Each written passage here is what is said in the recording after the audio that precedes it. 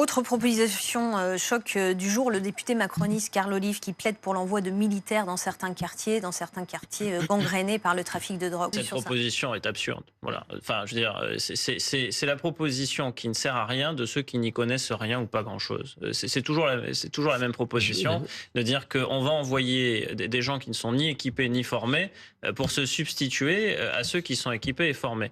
Quant à ceux qui ont une sorte de délire militariste, il faut simplement leur rappeler qu'une force de police à statut militaire s'appelle la gendarmerie nationale et qu'elle existe depuis 1791 en France et qu'elle est, elle, formée, équipée et elle dispose en plus depuis récemment de véhicules blindés et 90 Centaures qui sont faits pour aller dans des quartiers difficiles où on vous accueille parfois en vous tirant dessus par balle. Donc tout cela n'a aucun sens.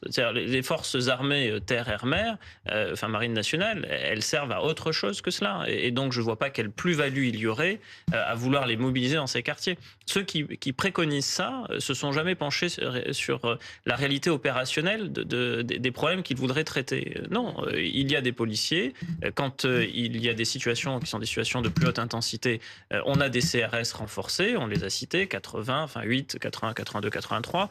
On a le RAID qui a pu intervenir dans certaines cités sensibles sur fond de lutte contre le trafic de stupéfiants. Et la gendarmerie nationale qui, en plus, ce sont des militaires de la gendarmerie sous statut militaire.